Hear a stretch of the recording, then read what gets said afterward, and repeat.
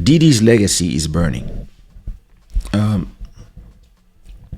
When Cassie did the lawsuit, a lot of people criticized her for a bunch of different things. One of them was settling for money. The other one was staying 11 years with somebody who was a monster, as she said. A lot of people were not really believing her.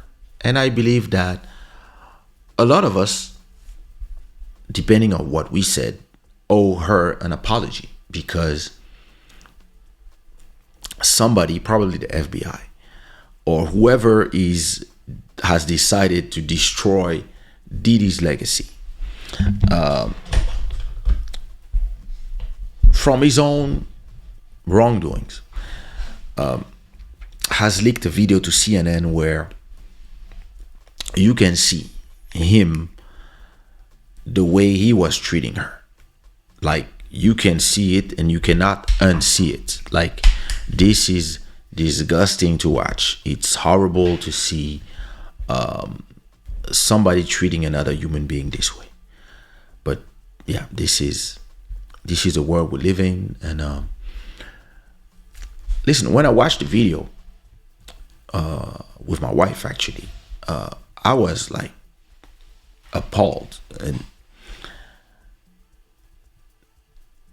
at the same time, it was ridiculous running with his towel in the corridor, and as she's trying to run away, like, it showed you some real narcissistic, evil behavior.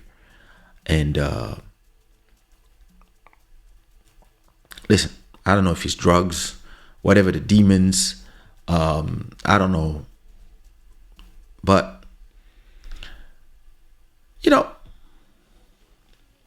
there's a real conversation about, first of all, him being able to buy the tapes and to try to make these evidence disappear. And they only reappear 8 years after, when you cannot be attacked for that. And listen, he already settled with her. But still, how many of these videos, right? How many artists in Hollywood and in the world in general, of celebrities, get away with shit because people are willing to get paid to erase evidence of the fuckery? Listen, after this video arrived,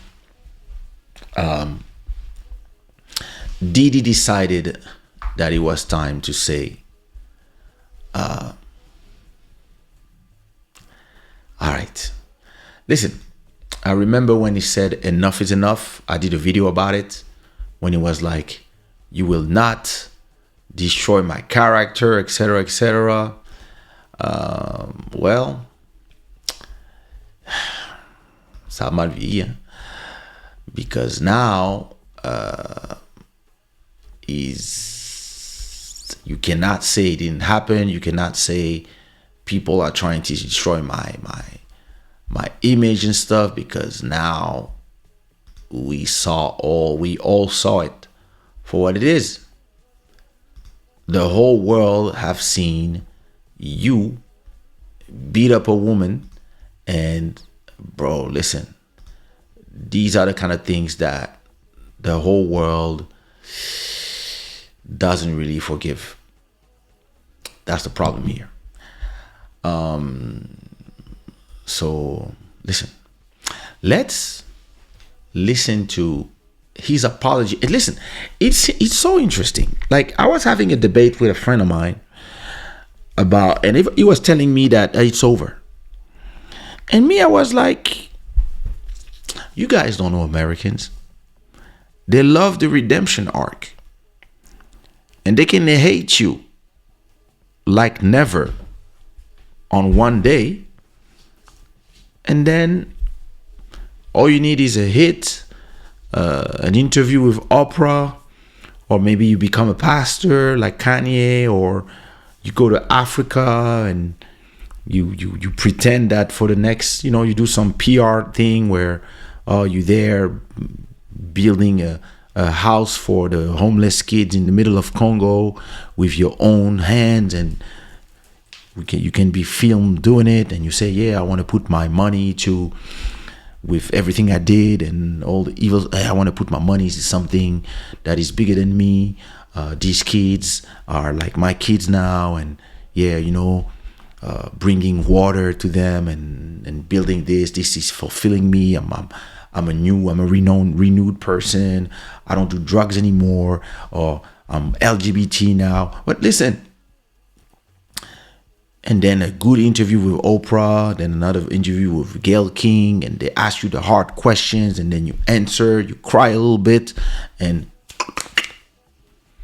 you back. That's America for you. And if right now everybody's saying we will not forgive, we will not forgive, we will not forgive. So listen, a lot of people believe that this apology is not sincere. Let's see what he has to say. It's so difficult to reflect on the darkest times in your life. It's so difficult to reflect on the darkest times in your life. But sometimes you got to do that. Yeah. I was fucked up. Oops. Drugs. I mean, I hit rock bottom. But I make no excuses. My behavior on that video is inexcusable. I take full responsibility for my actions in that video. I'm disgusted. I was disgusted then when I did it. I'm disgusted now.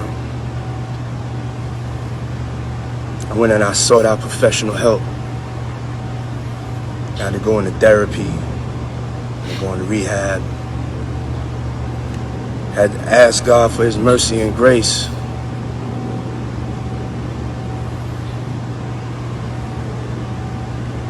I'm so sorry. But I'm committed to be a better man each and every day. I'm not asking for forgiveness. I'm truly sorry.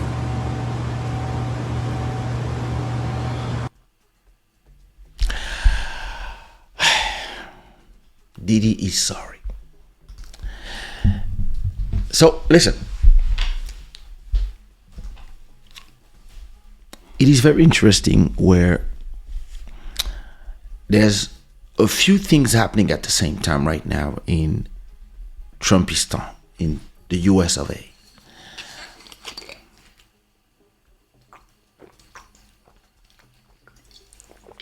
One first thing is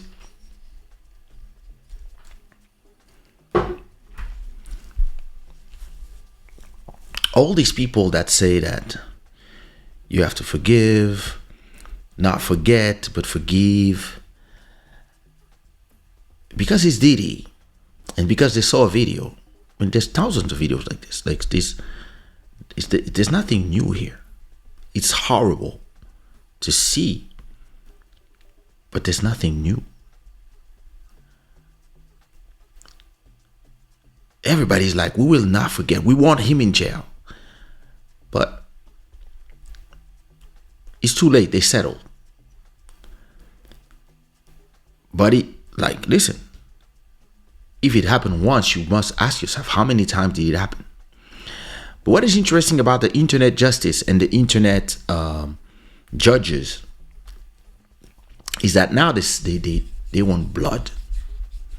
They want blood, and they don't just want the blood of Diddy. They want the blood of everybody. They want, like, if you look at the comments on YouTube videos and the comments on Instagram and TikTok and everywhere people talk about this, everybody's like, yeah, Jay-Z, Beyonce, you next. What? These guys are like, us? Like, everybody is like, yo, 50 Cent, you better shut up, because what about Dr. Dre and Barnes. What about Dr. Dre and his ex-wife? Like, what? Uh-oh. And listen, everybody that had any case or soupçon of beating their wives, of domestic violence, etc., everybody he has to pay for the collective emotion of the internet looking for blood.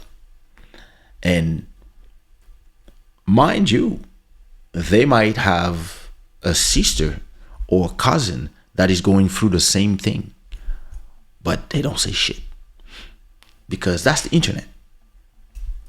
It's all about, we want celebrities to be held accountable, but we don't need us to be held accountable. So that's the first thing that I see. The smell of blood. Listen, they want more. They want everybody to pay. And it is interesting because I see another thing that is happening, which is a kind of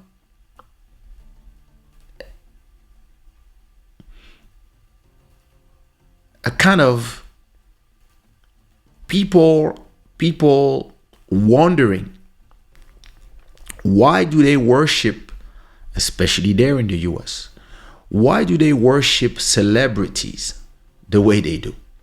Like, and it's not just because of that, it also goes with all these students. They started this trend of anybody that didn't speak enough about Gaza are being canceled, and people are not just unfollowing, they're blocking them, they're blocking celebrities. And it's like this thing where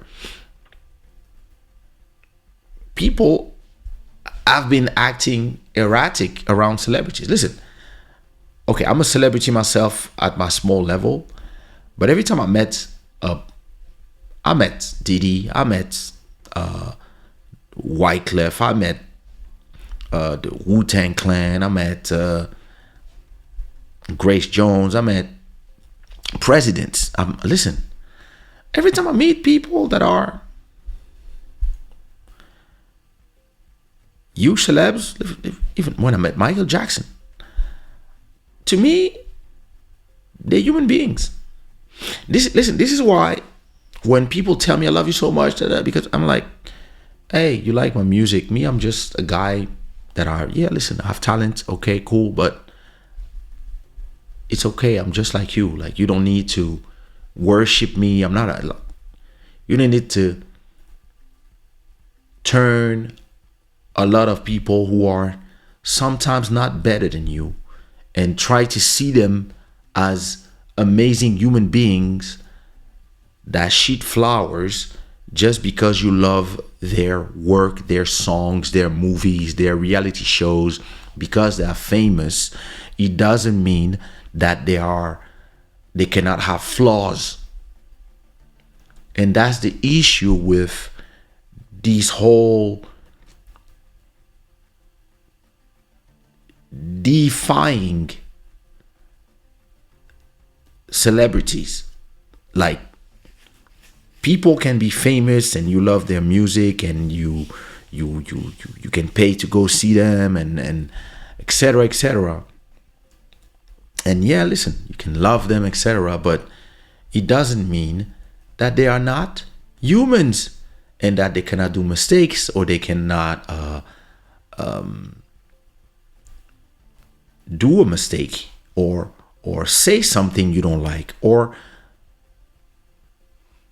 not agree with you politically. You might think left, they might think right. You might be a socialist, they might be a capitalist. And it has nothing to do with the fact that you appreciate what they do. But in the US, there's such a need to put celebrity in the place of gods. There's like a celebration and adoration of celebrities. And listen, I see some people, and that's another subject, but you have all these all these people that you wouldn't want your sister or your daughter or your girlfriend to be those people and to do what these people do. But because they have a nice rap song, they are amazing. And that's America for you. And it feels like right now, and this is what is funny about America, is that this is just for right now. Right now, with this story, it feels like there's a movement right now in let's hate celebrities. Let's end the celebrity. Like, it's not gonna last. But right now it's like, yo, who else? And they're gonna look in your life like, who's a pedo? Who's a beater? Who's a this? Who's a drug addict? Everybody's looking because it's becoming witch hunt. You look at the comments, everybody's about to get it. We're gonna find your things. Listen.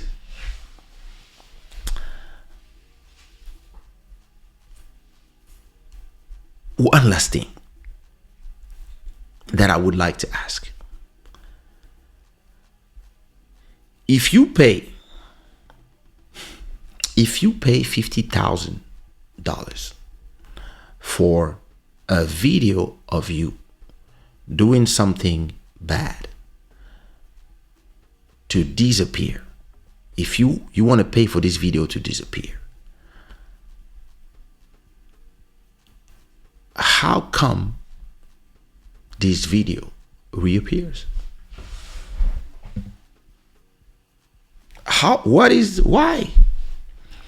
If you paid for that part of that day of the video surveillance to disappear, normally you have your people get copies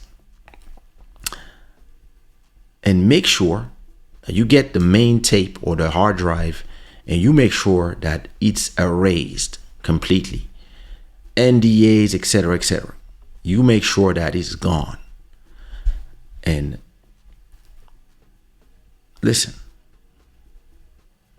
it's kind of hard because it is so easy to make copies nowadays because everything is recorded in drives. People can film on their phones, people like this. You never know who made a copy before they remove the thing. But if they had the copy, they gave him the copy, and he kept the copy, maybe because he likes to watch it, we are not entering the R. Kelly territory.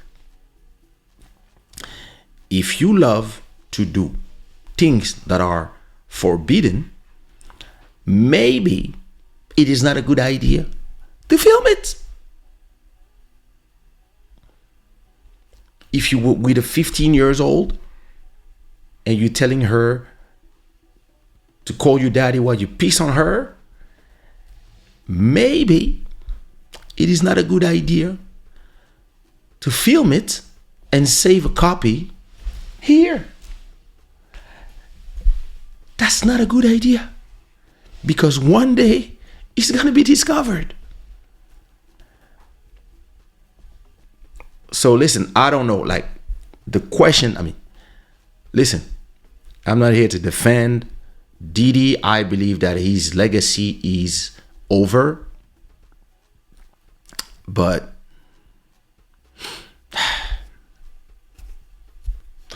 listen, I would be pissed if I paid $50,000 and the video still appears 8 years later. Another thing, nobody speaks about the Nickelodeon that was molesting all these child actors. They don't really speak about it.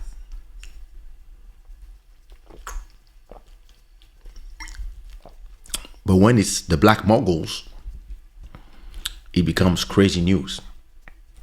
So, you have to think about that.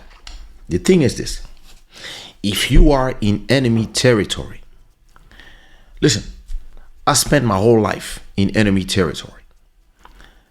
I'm not talking about friends. I'm talking about being in places where people didn't want me to succeed and I was still on top in the end. That's enemy territory, because these people, they're pissed that you are here on top when they did everything for you to not get there. This is my whole life. But listen, when you're on enemy territory, you don't give the enemy any weapons so they can use against you. You don't give them nothing, no elements that they can use against you. And here you have people that have been reckless and they've almost went to jail a few times, but they always found a way, because the powers that be over them, because they were generating so much money, they've been protected by a lot of people. Because listen, if it was you and you did this to your woman in a hotel, and you would go to the security and try to bribe them to get the camera for $50K, trust me, they call the police on you if you're not a celebrity. Now, if you're a celebrity, people are understanding. What? And listen, there's way worse that happen. There's way worse that happens in the world, in these worlds of Hollywood and in politics. Listen, I'm around African politics, French politics, and American politics. All these people that are always lecturing people are way worse. Way worse. But nobody see them. The problem here is the same as R. Kelly. When he was found not guilty, that was a message from God. Yo, listen, you're not guilty, meaning that we didn't find enough evidence to have you be guilty. You're safe for now. This is what I would have done if I was R. Kelly back then. I would go to my little bat cave and would look at all my videos, and I will maybe lock myself for a week and nobody can enter. I have my water, I have my things, and I don't want nobody with me. And I take my videos, I watch them a last time. If you want, jerk off, do whatever you want. Then I take all the videos and I burn them. I incinerate everything. I turn everything into powder. You go, I don't know, whenever you do incineration, I don't know, but take everything, destroy everything, because you have been found not guilty. So it means second chance given to you. You generate way too much money for us to come to you. You know what? Go home, destroy everything. Everything. Lay low for 6 months, make some amazing new music, and then act as if all this never happened. Make sure everybody sign NDA. Listen, nobody can attack you anymore. It's all good. There's no evidence. There's nothing. There's no tapes. Nobody can come, etc. And then try to live a normal life. Anybody under 19, 20, don't touch. Wait till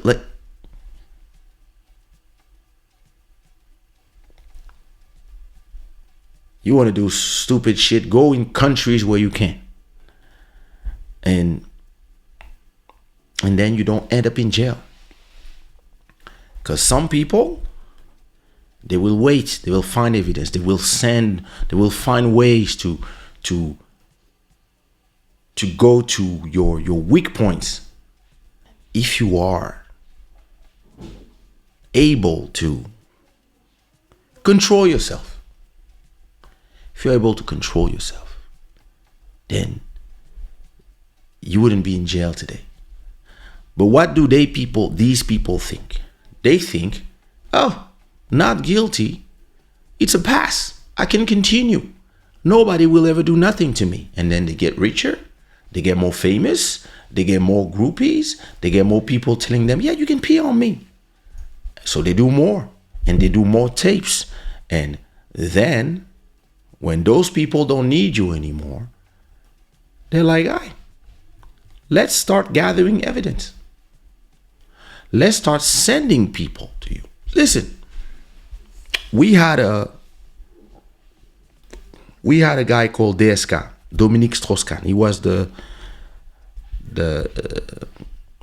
CEO of the IMF, and he was somebody that was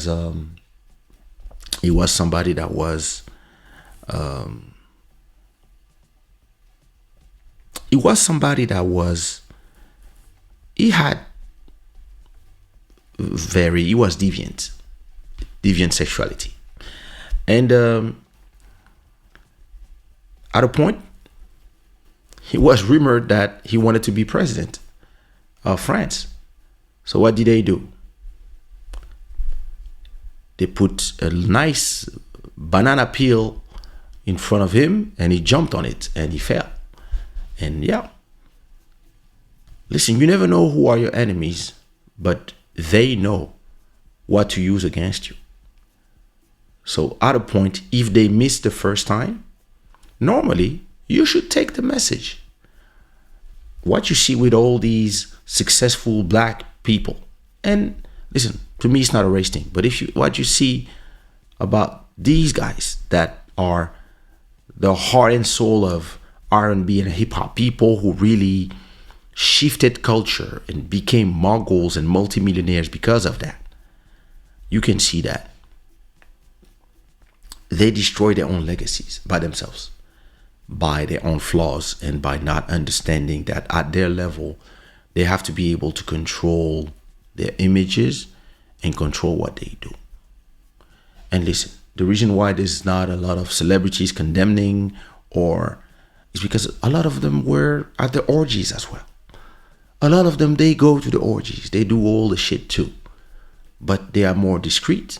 They probably all take drugs. They probably all flawed individuals. But like a Jay-Z and a Beyonce, they have a tight control on their image. And that's a big difference. But hey, it is what it is.